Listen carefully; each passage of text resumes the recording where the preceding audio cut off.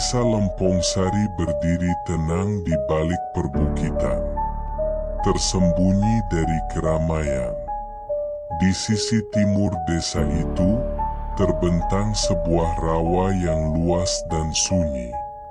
Dikenal oleh penduduk setempat sebagai Rawa Kemuning. Airnya berwarna kehitaman. Tenang namun memantulkan bayangan yang selalu tampak bergerak meski angin tak berhembus. Kabut tipis hampir selalu menggantung di atas permukaan. Dan bau lumpur basi bercampur bunga melati samar tercium dari kejauhan.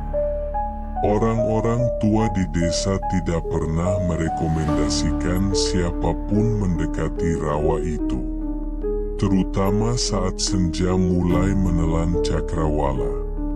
Namun, larangan-larangan itu tak pernah benar-benar dijelaskan. Mereka hanya berkata, jangan dekati Rawa Kemuning, apalagi saat matahari tenggelam. Itu saja.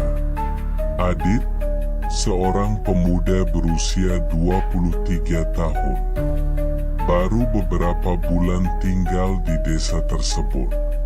Ia pindah ke rumah peninggalan kakeknya setelah kehilangan pekerjaan di kota. Adit bukan orang yang percaya hal-hal mistis.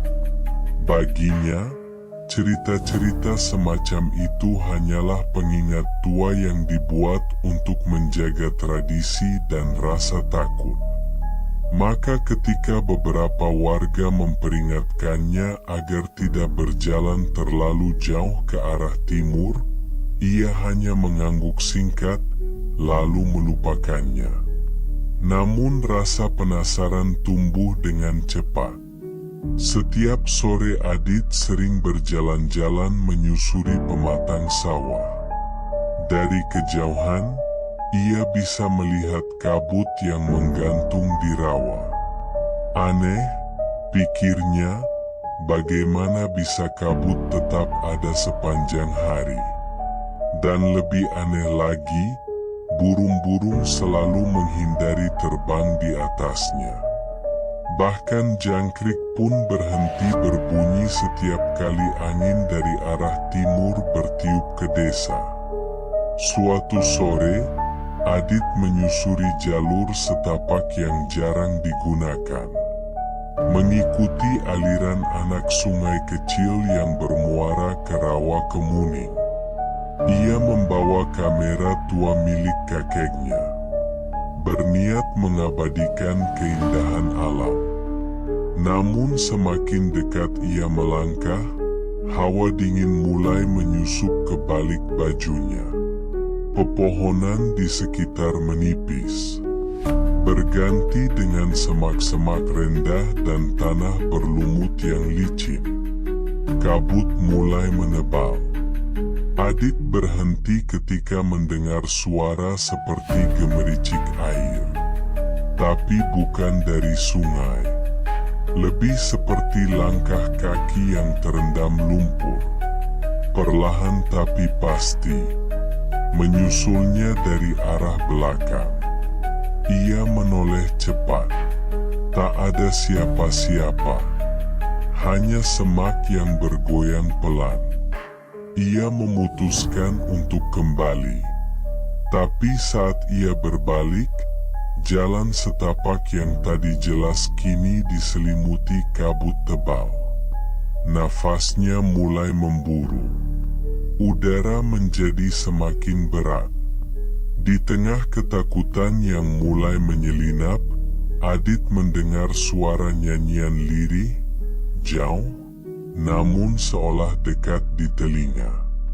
Suara itu mendayu seperti ibu yang meninabobokan anak.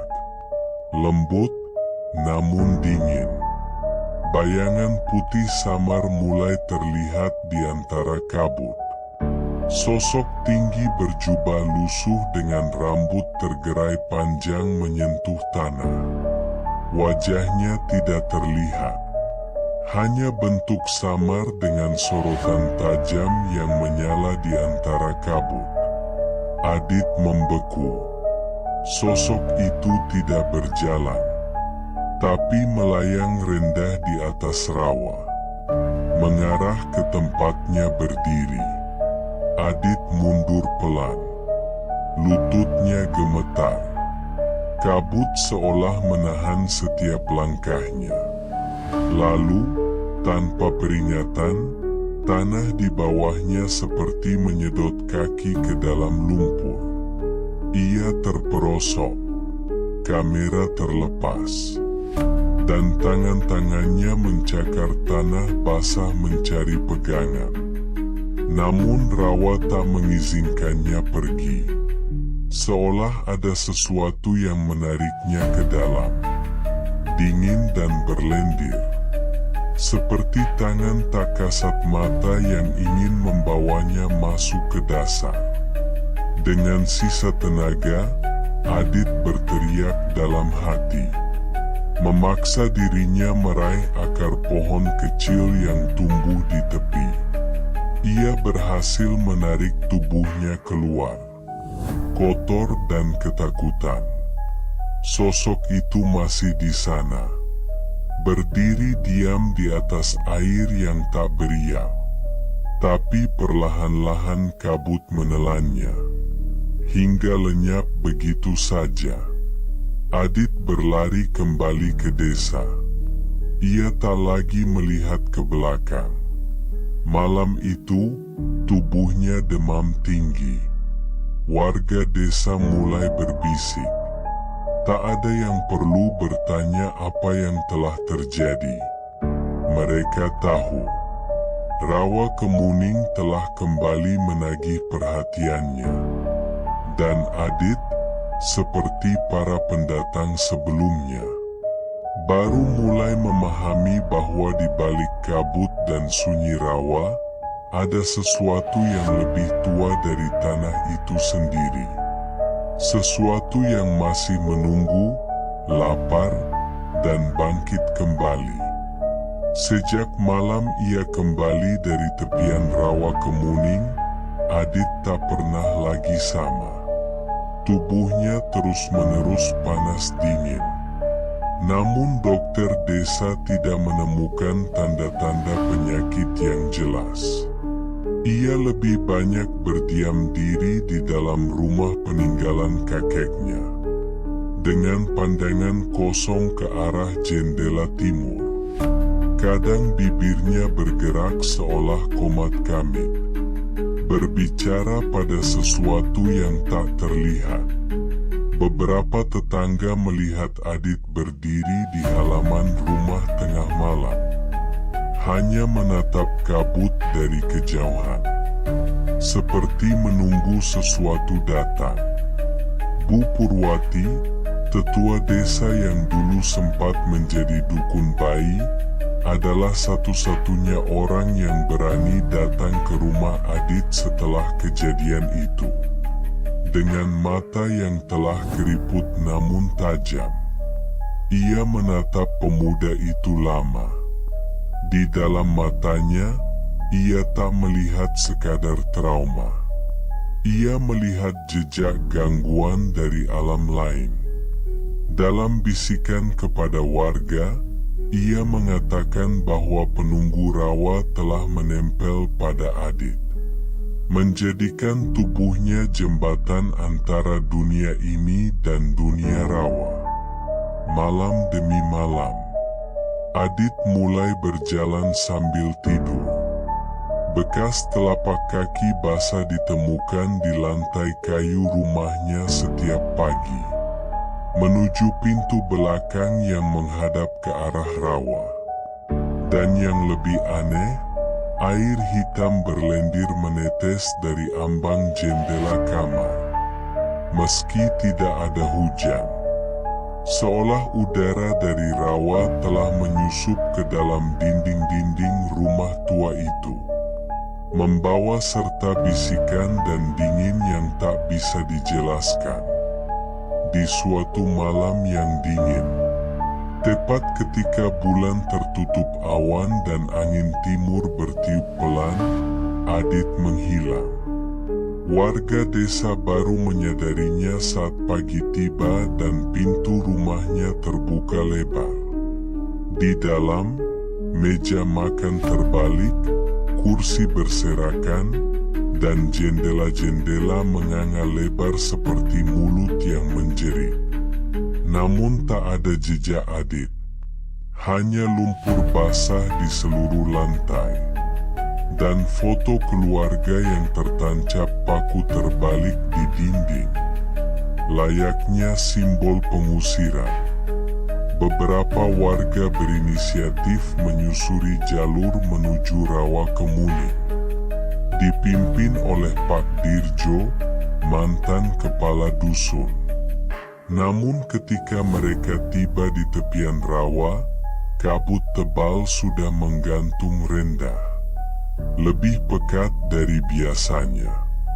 Di sana, di antara akar-akar pohon pandan berduri dan semak berduri yang tumbuh liar, mereka menemukan sesuatu. Bukan tubuh, tapi pakaian Adit.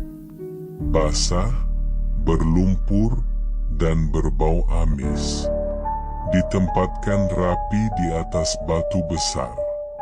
Seperti sesajen, dan di atasnya setangkai bunga melati yang masih segar, seolah baru diletakkan. Tak ada jejak kaki lain, tak ada tanda perlawanan, hanya ketenangan yang terlalu sunyi untuk disebut wajar. Sejak malam itu, hal-hal aneh mulai terjadi di desa. Bayi-bayi menangis serempak setiap malam saat jarum jam menunjuk pukul 2 dini hari. Cermin-cermin retak tanpa sebab. Air sumur berubah keruh. Dan bau melati selalu hadir bersamaan dengan suara nyanyian yang hanya terdengar oleh sebagian orang. Beberapa warga mulai bermimpi tentang sosok perempuan berpakaian putih lusuh. Rambutnya panjang dan licin. Wajahnya tertutup kabut. Dalam mimpi itu, perempuan tersebut berdiri di tengah rawa sambil menggendong sesuatu. Bayi. Namun bayi itu tak menangis. Hanya menatap dengan mata hitam legam, seperti mata ikan mati. Dan di belakang perempuan itu, berdiri Adit. Diam, dengan mata kosong dan senyum yang tidak seharusnya ada di wajah manusia. Bu Purwati, yang memahami sedikit dari apa yang terjadi, akhirnya membuka kisah lama yang disimpan rapi selama puluhan tahun. Dahulu, di masa penjajahan, rawa itu pernah menjadi tempat eksekusi para perempuan yang dituduh menjadi mata-mata. Salah satunya adalah seorang wanita muda bernama Kemuning. Nama yang kemudian digunakan untuk rawa tersebut. Ia dibantai hidup-hidup setelah dituduh menjalin hubungan dengan pasukan asing. Namun sebelum ajal menjemput, Kemuning mengutuk tanah dan air yang akan menyimpan jiwanya. Ia bersumpah akan mengambil siapapun yang datang ke tempatnya, satu demi satu, hingga ia bisa membangun kerajaan sunyi di dasar lumpur. Dan kini, Adit telah menjadi bagian dari kutukan itu. Ia bukan korban pertama, dan bukan yang terakhir. Penunggu rawa Kemuning tidak pernah benar-benar tidur. Ia hanya menunggu saat yang tepat untuk memanggil mereka yang cukup bodoh untuk mendekat, atau cukup keras kepala untuk menolak percaya. Desa Lempong Sari perlahan-lahan menjadi lebih tertutup dari dunia luar. Warga memilih menjauh dari rumah-rumah yang menghadap ke timur. Anak-anak tidak diperbolehkan bermain setelah Asyar. Dan papan-papan larangan baru dipasang di jalan setapak yang menuju ke rawa. Tapi mereka tahu, tidak ada larangan yang cukup kuat untuk menahan rasa ingin tahu manusia. Dan rawa kemuning masih di sana, menunggu.